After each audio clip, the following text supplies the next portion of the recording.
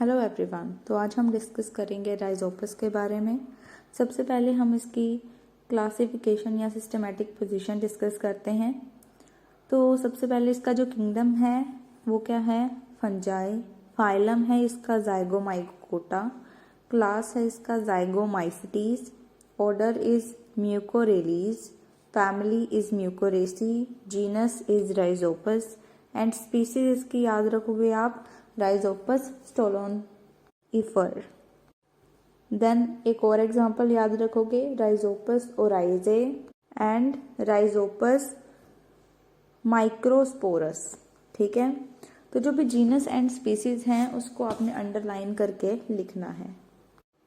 अब मैं आपको एक चीज बताना चाहूंगी कि जो क्लास जाइगोमाइसिटीज होती है ना, उसके जो भी मेंबर्स होते हैं उनको कॉमनली कंजुगेशन फंजाई कहते हैं। ऐसा क्यों, क्या रीजन है इसके पीछे? Because common mode of reproduction is conjugation. उनका जो कॉमन मोड ऑफ रिप्रोडक्शन होता है that is by conjugation. Then जिन मेंबर्स का ऑर्डर म्यूकोरेलीज होता है उन मेंबर्स को कॉमनली शुगर फंजाई कहा जाता है। क्यों? क्योंकि वो ऐसे फूड पर ग्रो करते हैं which is rich in carbohydrates, जो कि कार्बोहाइड्रेट रिच फूड है उस पर वो ग्रो करते हैं, इस वजह से उसका ऑर्डर म्यूकोरेलीज रखा जाता है। राइजोपस को कॉमनली ब्रेड मोल्ड भी कहा जाता है। क्यों? बिकॉज इसकी जो कॉमन स्पीसीज है ना, मैंने आपको पहले भी बताया था, राइजोपस स्टोलोनिफर, ये ब्रेड के ऊपर ग्रो करती है, इस वजह से इसको ब्रेड मोल्ड भी कहा जाता है कॉमनली। नाउ अब हम इसका प्लांट बॉडी या मॉर्फोलॉजी डिस्कस करेंगे। तो उससे पहले हम इसका स्ट्रक्चर देख लेते हैं कि देखने में किस तरीके का दिखाई देता है। तो सबसे पहले हमें क्या दिख रहा है इसके अंदर, सबसे ऊपर वो क्या पार्ट दिख रहा है हमें, स्पोरेंजियम। ठीक है, ऊपर वाला जो गोल सा पार्ट दिख रहा है ना उसको स्पोरेंजियम कहते हैं। स्पोरेंजियम के अंदर स्पोर्स जो हैं वो भरे होते हैं। फिर उसके बाद जो थर्ड लेबल किया हुआ है दैट इज स्टोलन। देन जो फोर्थ लेबल किया हुआ है वो है राइजोइडल हाइफे। देन जो ट्यूबुलर सा एक स्ट्रक्चर बना हुआ है ना, जिसके ऊपर वाली साइड पर एक राउंड सा स्ट्रक्चर बना हुआ है, वो डंडी सी जो येलो कलर की है उसको बोलते हैं स्पोरेंजियोफोर। ठीक है, जो ट्यूबुलर स्ट्रक्चर है। देन अब हम इसको डिस्कस करते हैं। The mycelium consist of 5 cottony tubular hyphae. जो माइसीलियम है उसके अंदर 5 कोटनी ट्यूबुलर हाइफे प्रेजेंट होते हैं। The hyphae are aseptate, coenocytic and branched. जो हाइफे हैं वो एसेप्टेड मतलब उसमें सेप्टा नहीं होंगे, सेप्टा फॉर्मेशन नहीं होगी। कोइनोसाइटिक, कोइनोसाइटिक का मतलब होता है कि उसमें न्यूक्लियाई का नंबर काफी ज्यादा होगा। ठीक है, देन ब्रांच्ड, ये ब्रांच्ड स्ट्रक्चर दिखाई दे रही है हमें। देन जो सेप्टा है वो सिर्फ जब रिप्रोडक्शन होनी होगी तभी अपीयर होंगे। The septa appear only at the time of reproduction. Then in the vegetative phase only stoloniferous hyphae and rhizoidal structures are present. जब वेजिटेटिव फेज होता है उस टाइम पर सिर्फ जो स्टोलोनिफेरस हाइफे हैं और जो राइजोइडल हाइफे हैं सिर्फ यही प्रेजेंट होते हैं। After some vegetative growth some vertical hyphae appear in groups of 2 to 5 from apparent nodes. तो जब वेजिटेटिव ग्रोथ कंप्लीट हो जाती है उसके बाद वर्टिकल हाइफे नजर आते हैं जो कि 2 से 5 के ग्रुप में होते हैं from the apparent node. Apparent node भी यहाँ पर डायग्राम में मैं आपको दिखा देती हूँ, लेबल किया हुआ है।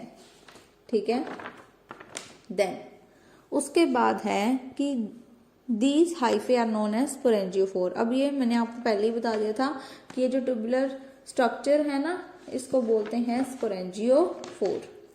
ये जो स्पोरेंजियोफोर हैं इनका एक और भी नाम है। क्या नाम है इनका? Sporangiferous hyphae. The sporangiophores are also known as sporangiferous hyphae. At maturity they bear sporangia at their tips. तो जब मैच्योरिटी हो जाती है तो ये मैच्योर हो जाता है, इसके ऊपर फिर एक क्या प्रेजेंट होता है? स्पोरेंजियम, और स्पोरेंजियम के बीच में मैंने आपको स्टार्टिंग में बताया था कि उसके अंदर क्या प्रेजेंट होंगे? स्पोर्स प्रेजेंट होंगे। अब है स्ट्रक्चर ऑफ हाइफे। जो हाइफे का स्ट्रक्चर है वो किस तरीके का दिख रहा है? पहले डायग्राम में देखिए। सबसे पहले हमें दिख रही है cell wall, then cell wall है, उसके बाद क्या है? प्लाज्मा मेम्ब्रेन है, उसके अंदर क्या है? साइटोप्लाज्म है। साइटोप्लाज्म के अंदर हमें बहुत सारी चीजें दिख रही हैं। न्यूक्लियस दिख रहा है, रिजर्व फूड मटेरियल दिख रहा है, एंडोप्लाज्मिक रेटिकुलम दिख रहा है, गोल्जी बॉडी दिख रही है, माइटोकॉन्ड्रिया दिख रहा है, वैक्यूल्स दिख रही हैं, राइबोसोम्स दिख रहे हैं, बहुत सारी चीजें दिख रही हैं। ये इसका स्ट्रक्चर है जो आपको विजिबल हो रहा है।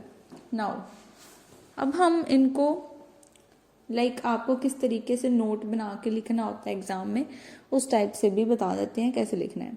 A part of hyphae in detail.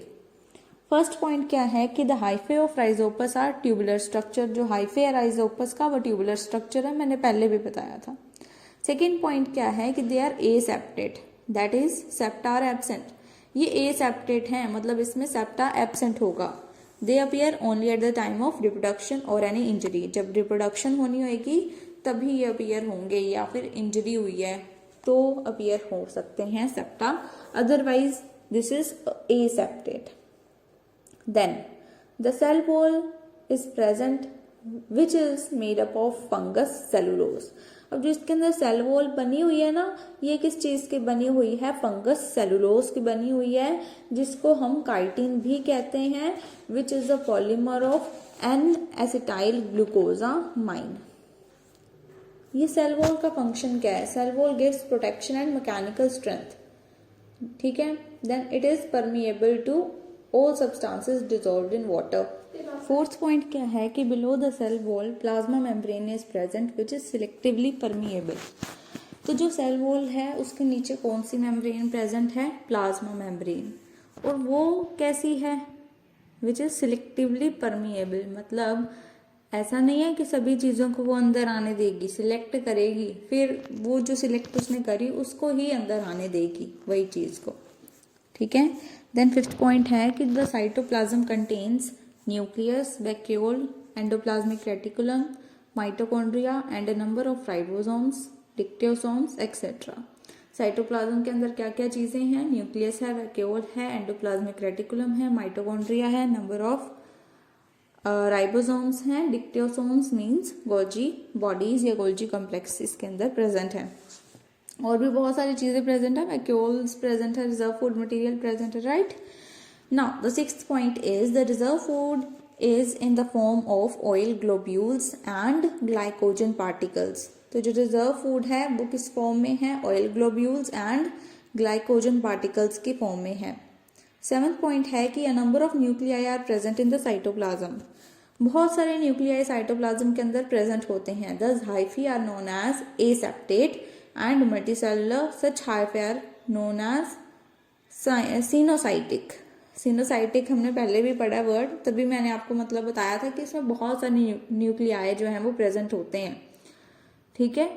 Then eighth point है हमारे पास the cytoplasm shows streaming movements. जो इसके अंदर साइटोप्लाज्म है वो स्ट्रीमिंग मूवमेंट्स शो करता है। नाइन्थ पॉइंट जो हमारे पास है वो ये है कि the growth of hyphae is apical. जो हाइफे की ग्रोथ है वो एपिकल है, मतलब जो एपिकल एपेक्स पार्ट है वहां वो ग्रोथ करेगा, ठीक है।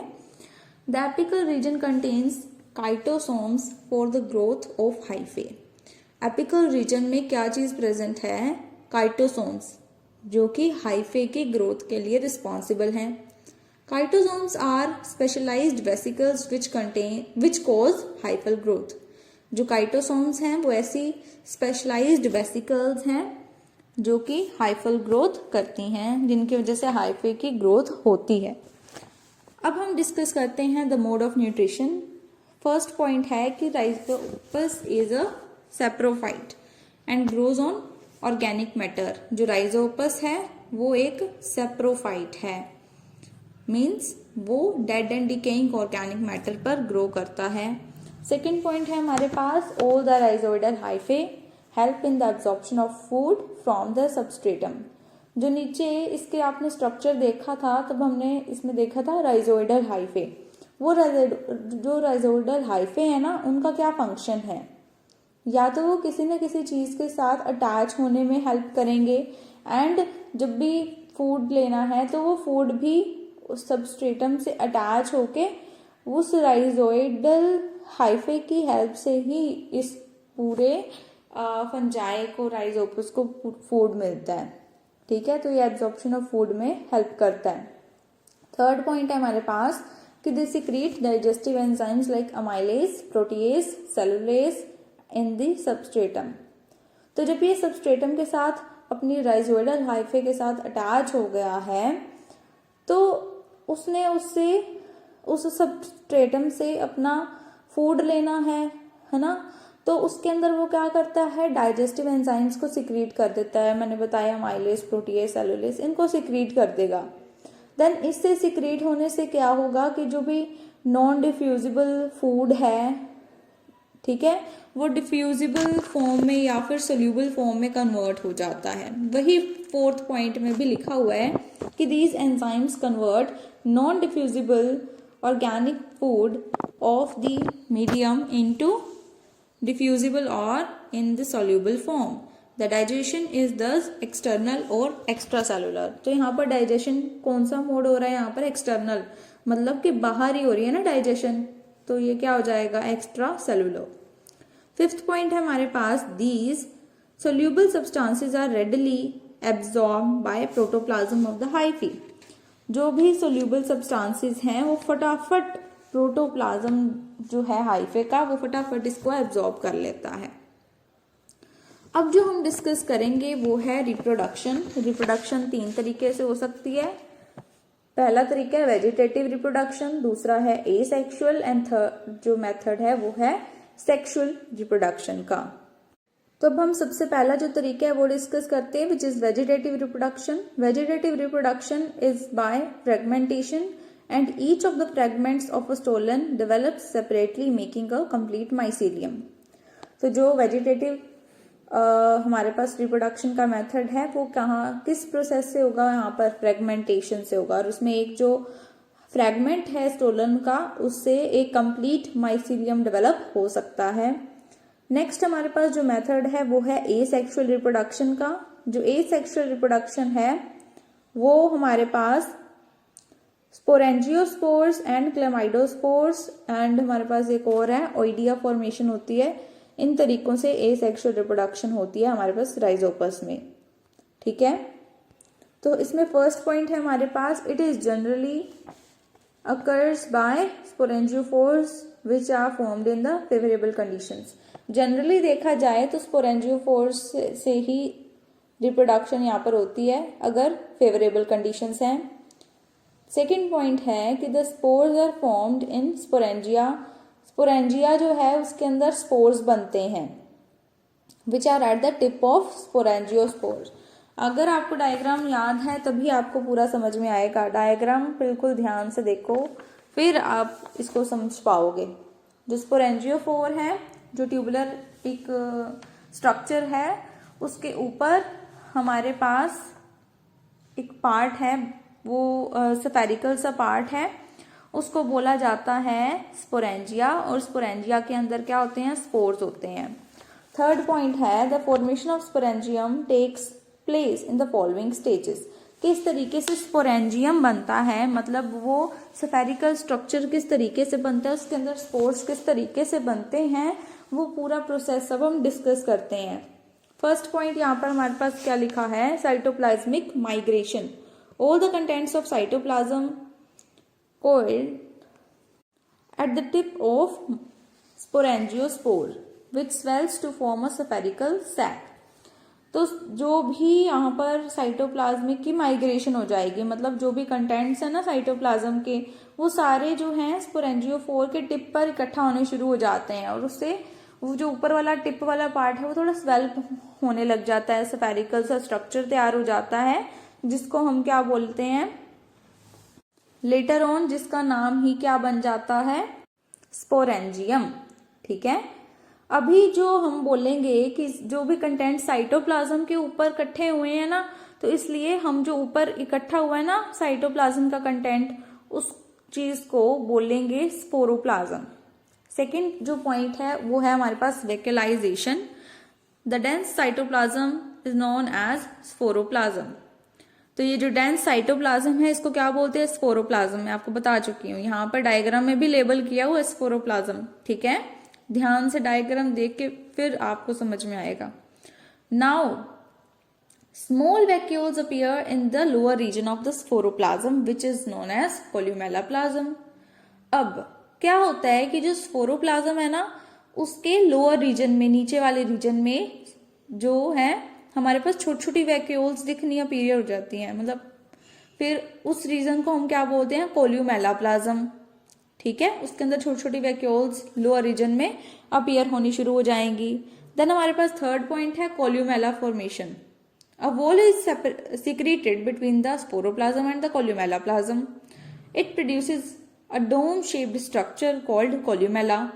तो क्या होता है कि जो स्पोरोप्लाज्म है और जो कोल्यूमेलाप्लाज्म है इन दोनों के बीच में एक वॉल बन जाती है जो कि एक डोम शेप्ड स्ट्रक्चर का फॉर्म ले लेता है जिसको हम बोलते हैं कोल्यूमेला। ठीक है, then the outer sporoplasm containing region is now known as sporangium। अब मैंने बोला था कि जो ऊपर डेंस साइटोप्लाज्मिक वाला रीजन है ना जिसको हमने स्पोरोप्लाज्म अभी बताया है, वही उस चीज को ही, आउटर जो उसका चीज है उसी चीज को ही हम बाद में स्पोरेंजियम कहते हैं। फोर्थ पॉइंट हमारे पास है न्यूक्लियर पैरेटलाइजेशन। इसमें क्या होता है कि the number of nuclei increases in the sporoplasm by repeated mitosis. बहुत ज्यादा बार माइटोसिस होने की वजह से स्पोरोप्लाज्म के अंदर न्यूक्लियाई का नंबर बहुत ज्यादा बढ़ जाता है। फिफ्थ पॉइंट क्या है कि the cytoplasmic cleavage. The cytoplasm now undergoes cleavage forming a number of multinucleate segments। Each segment round off and secrete a wall around itself to become a non-motile spore called sporangiospore। अब क्या होता है, nucleus बन गए, सब कुछ तैयार हो गया हमारे पास, वॉल फॉर्मेशन हो गई है। अब क्या होगा कि हर एक न्यूक्लियाई के अराउंड साइटोप्लाज्म जो है वो इकट्ठा होना शुरू हो जाएगा और उसकी वॉल फॉर्मेशन होनी शुरू हो जाएगी। मतलब बहुत सारे यहाँ पर स्पोर्स की फॉर्मेशन हो रही है। ठीक है, which are non motile, move नहीं कर सकते, तो इन स्पोर्स को हम क्या बोलेंगे? स्पोरेंजियोस्पोर्स। ठीक है, समझ में आ गया होगा आपको सारा। दोबारा से मैं थोड़ा थोड़ा रिपीट कर देती हूँ, इजीली आपको समझ में आ जाएगा। अब दोबारा से मैं आपको बताती हूँ कि स्पोरेंजियम की फॉर्मेशन किस तरीके से होती है। सबसे पहले जो भी कंटेंट्स हैं साइटोप्लाज्म के वो स्पोरेंजियोफोर के टिप पर इकट्ठा होना शुरू हो जाते हैं जिससे एक स्फेरिकल सैक लाइक स्ट्रक्चर की फॉर्मेशन होती है। ठीक है, उस डेंस साइटोप्लाज्मिक वाले पार्ट को हम बोलते हैं स्पोरोप्लाज्म। अब उस स्पोरोप्लाज्म के लोअर रीजन के अंदर स्मॉल वैक्यूल्स अपीयर होनी शुरू हो जाती हैं, उनको बोलते हैं कोल्यूमेलाप्लाज्म। फिर क्या होता है कि स्पोरोप्लाज्म एंड कोल्यूमेलाप्लाज्म के बीच में एक वॉल सीक्रेट हो जाती है, तो इससे एक डोम शेप्ड स्ट्रक्चर बन जाता है जिसको कोल्यूमेला कहते हैं। अब जो आउटर पार्ट था ना स्पोरोप्लाज्म का, उसको बोला जाता है स्पोरेंजियम। अब क्या होता है कि न्यूक्लियाई का नंबर बढ़ जाता है रिपीटेड माइटोसिस होने की वजह से स्पोरोप्लाज्म में। अब क्या होता है कि न्यूक्लियाई के अराउंड सारा साइटोप्लाज्म एंड और भी जो भी चीजें हैं वो इकट्ठी होनी शुरू हो जाती हैं, वॉल फॉर्मेशन इसकी हो जाती है, नॉन मोटाइल स्पोर्स बन जाते हैं वो। ठीक है, एंड उसको हम क्या बोलते हैं? स्पोरेंजियोस्पोर। इसको सिंपल स्पोर भी कह सकते हैं। नाउ जो नेक्स्ट टॉपिक है वो है डेहिसेंस ऑफ स्पोरेंजियम। ठीक है, अब स्पोरेंजियम जो है डेहिसेंस, इसका मतलब क्या होता है? तो इसमें क्या होगा कि जो स्पोरेंजियम की वॉल है वो रप्चर हो जाएगी और उसमें से स्पोर्स बाहर आएंगे। ठीक है, तो इसे पढ़ते हैं, क्या लिखा है इसमें? When the sporangium becomes mature, it dries up and its wall breaks up या cracks up and the spores comes out. Being very small in size and lightweight, the spores are dispersed by air currents to great distances. तो क्या होता है कि जब sporangium mature हो गया है, बाहर से इसकी जो वॉल है वो ड्राई अप हो गई है, तो इसकी जो वॉल है ना वो ब्रेकअप हो जाती है, टूट जाती है, बर्स्ट हो जाती है और इससे स्पोर्स जो है वो बाहर आ जाते हैं। अब क्योंकि स्पोर्स का साइज बहुत ज्यादा छोटा है और ये लाइट वेट है, तो जब भी हवा चलती है तो उससे दूर दूर ये चले जाते हैं स्पोर्स। ठीक है, then the remain of sporangial wall often persist at the base of columella in the form of a basal collar which is known as collarate। इसमें क्या होता है कि जब स्पोरेंजियल वॉल ब्रेक हो जाती है तो कई बार क्या होता है कि कोल्यूमेला के बेस पर पड़ी रहती है, वो वहां से रिमूव नहीं होती, वहां पर अटैच्ड ही रहती है, जो कि एक बेसल कॉलर की फॉर्म में वहां पर अटैच रहती है कोल्यूमेला के साथ, जिसको हम कोलरेट भी कह देते हैं। ठीक है, ये लेफ्ट साइड पे आपके डायग्राम भी बनी हुई है, आपको समझ में आ जाएगा। नाउ अब हम स्पोर का स्ट्रक्चर देखते हैं, किस टाइप का इसका स्ट्रक्चर होता है। Each spore is spherical in shape and also known as sporangiospore.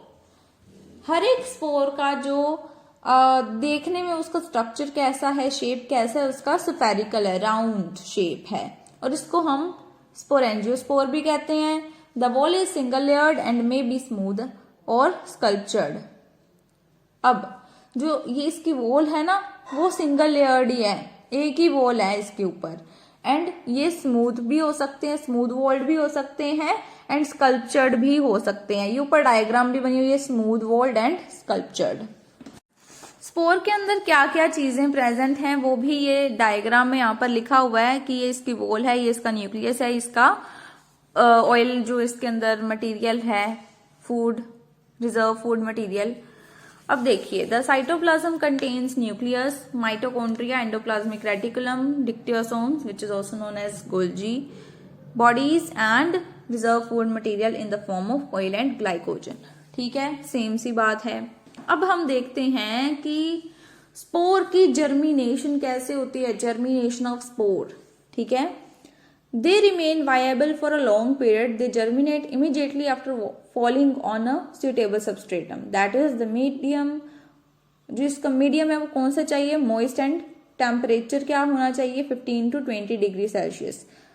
The spore wall absorb water and grows out in the form of germ tube.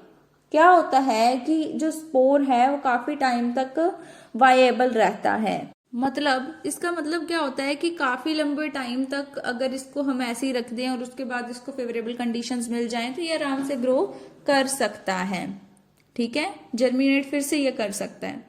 तो ये जर्मिनेट किस तरीके से करता है कि जब भी एक ये सूटेबल सबस्ट्रेटम के ऊपर गिरा, इसको इसकी फेवरेबल कंडीशंस मिल गई, थोड़ा सा मॉइस्ट एंड टेम्परेचर यहाँ पर 15 से 20 डिग्री सेल्सियस का होना चाहिए। तो अगर जब इसको इस टाइप की कंडीशंस, इसकी फेवरेबल कंडीशंस मिल जाती हैं तो क्या होता है कि जो स्पोर की वॉल है वो क्या करती है, वाटर को एब्जॉर्ब करती है एंड जर्म ट्यूब की फॉर्म में वो ग्रो करना शुरू कर देती है। At the time of germination, it develops wall around it. The germ tubes get branched and form hyphae. The first few hyphae penetrates the substratum and get nourishment. Then these hyphae develop to form typical mycelium. अब क्या है कि जब germ tube बन गई है ना, तब क्या होने वाला है, eight the time of germination, जब जर्मिनेशन होगी तो उसकी जो स्पोर की वॉल है वो वाटर को एब्जॉर्ब करके जर्म ट्यूब की फॉर्मेशन कर रही है।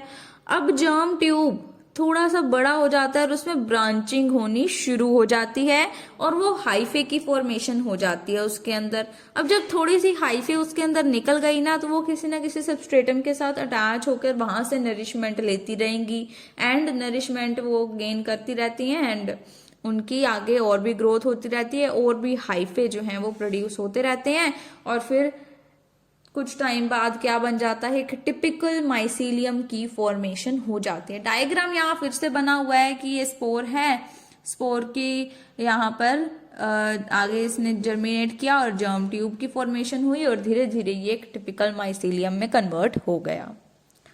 The other modes of asexual reproduction are chlamydospore formation, oidia formation, etc. तो मैंने आपको पहले ही भी बताया था कि इसके और भी मेथड हैं सेक्सुअल रिप्रोडक्शन के।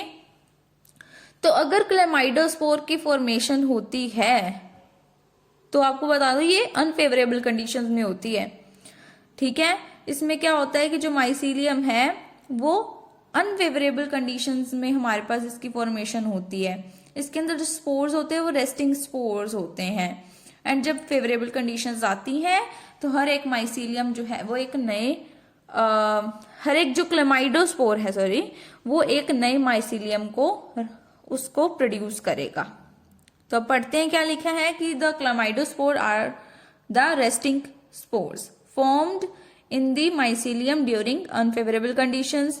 On the return of favorable conditions, each chlamydospore gave rise to a new mycelium. ठीक है। Now, अब हम डिस्कस करते हैं oidia formation. The oidea formation occurs when the mycelia are growing on a liquid medium, which is rich in the sugar. Some of the submerged hyphae get segmented into small cells. These cells round off and get separated. तो oidia formation किस तरीके से होती है कि इसमें क्या होता है कि जो माइसीलियम है, माइसीलिया जो है इसके अंदर वो लिक्विड मीडियम पे ग्रो कर रहा है। अब लिक्विड मीडियम भी कैसा होना चाहिए, शुगर रिच, जहां पर शुगर कंटेंट काफी अच्छा हो। अब कुछ हाइफे जो है पानी के अंदर ही हैं, सब मर्ज्ड हैं, ठीक है।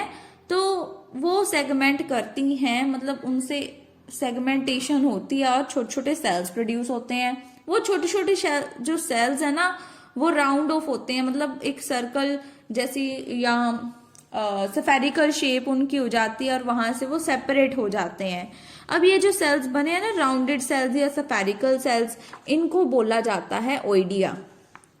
ये अपना नंबर किस तरीके से बढ़ा सकते हैं, बडिंग से बढ़ा सकते हैं, एंड बड जो है वो यहाँ से सेपरेट भी हो सकता है, मे बी ये इसके साथ ही इकट्ठा ही रह जाए, यूनाइट इसके साथ ही रहे, बहुत सारे ओइडिया बन जाएं। एंड अगर ये इकट्ठे रहते हैं तो इस स्टेज को बोला जाता है torula stage. They increase in number by budding. These buds may get separate or remain united for some time. When they are united, that stage is known as torula stage. Reproduction in Rhizopus हम next lecture में discuss करेंगे। तो अगर आपको आज का lecture समझ में आ गया है तो इस वीडियो को लाइक और मेरे चैनल को सब्सक्राइब ज़रूर कर दीजिएगा। Thank you.